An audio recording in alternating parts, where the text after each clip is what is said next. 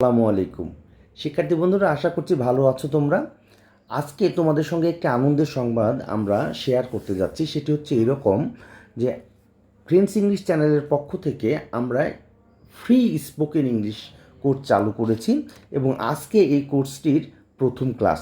শিক্ষার্থী বন্ধুরা, তোমরা এইভাবে ফ্রেন্ডস ইংলিশ চ্যানেলের পক্ষ থেকে নিয়মিত ধারাবাহিকভাবে 50টি ক্লাস পাবে ইনশাল্লাহ। তো আমরা বিশ্বাস করি যারা তোমরা আমাদের এই কোর্সের সঙ্গে সম্পৃক্ত থাকবে, ডে টু ডে লাইফের ইংরেজিতে কথোপকথন নিয়ে আর তোমাদের সমস্যা হবে না বলে আমাদের বিশ্বাস। তো চলো কথা না বাড়িয়ে শুরু করি আজকের ক্লাস। শিক্ষার্থী বন্ধুরা, আমি শুরুতেই তোমাদের জন্য আজকে খুবই সহজ এবং মজার একটি স্ট্রাকচার নিয়ে হাজির হয়েছি। শিক্ষার্থী বন্ধুরা, দেখো এই স্ট্রাকচারটি হচ্ছে এরকম: ভার্ব প্লাস এক্সটেনশান।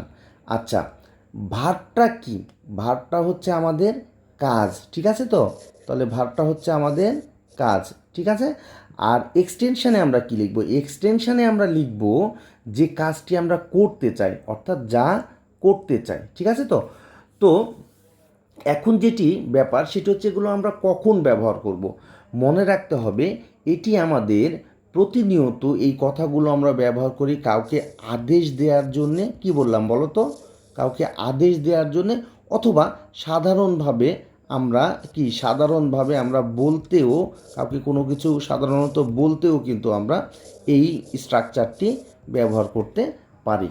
তো চলো আমরা এই স্ট্রাকচারটি ভালো মতো বুঝে নিই। তো স্ট্রাকচারটা বোঝার জন্য শুরুতে আমরা যেটি করব সেটা হচ্ছে, দেখো দুটি উদাহরণ আমি লিখে রেখেছি। সেটা এরকম যে আমাকে বইটি দাও। দেখো স্ট্রাকচারটা কি? আমাকে বইটি দাও।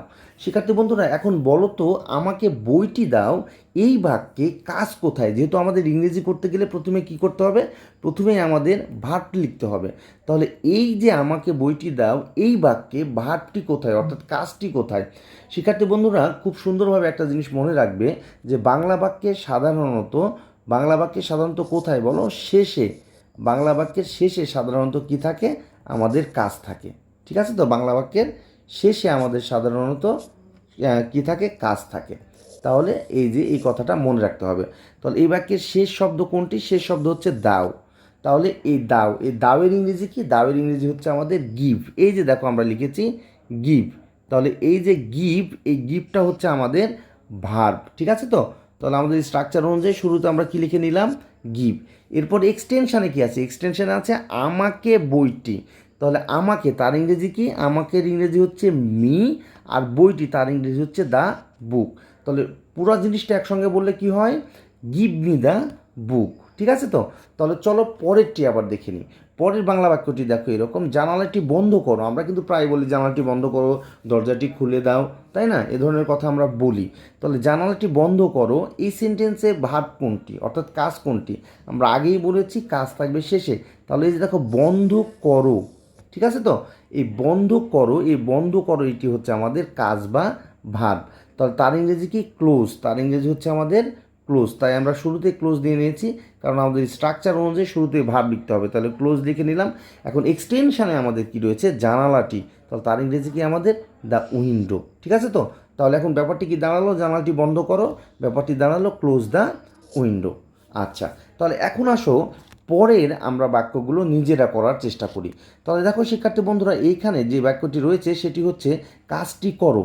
এখন এই যে কাজটি করো, এই কাজটি করো, এখানে করো এটি হচ্ছে আমাদের ভার্ব। তাহলে ভার্বটি কোথায় আসবে? শুরুতে। তাহলে করো তার ইংরেজি কি? আমাদের ডু। তাহলে আমরা ডু লিখে নিলাম। কাজের ইংরেজি হচ্ছে ওয়ার্ক, তাহলে টি দা, তাহলে দা ওয়ার্ক।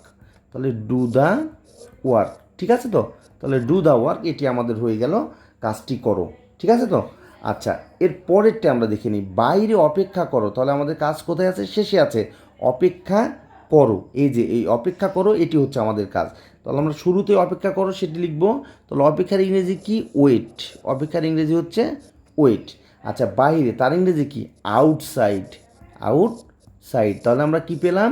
বাইরে অপেক্ষা করো, ওয়েট আউটসাইড, ঠিক আছে? তো আচ্ছা, তাহলে পরেরটি দেখে নিই। পরেরটি কি বলছে? তাকে সাহায্য করো। তাহলে কি এখানে আমাদের কাজটি কি বলো তো? সাহায্য করো। তাহলে সাহায্য করার ইংরেজি কি? সাহায্য করার ইংরেজি হেল্প। কিন্তু ভালো ইংরেজিটা হচ্ছে গিভ হিম এ হ্যান্ড, কিন্তু আমরা সেটা না দেখে শুরুর দিকে যেহেতু আমরা সোজা ইংরেজি দিয়েই এগুলো সলভ করব। তাহলে আমরা কি করব? হেল্প। হেল্প মানে সাহায্য করা। কাকে? তাকে, তার ইংরেজি কি? হিম।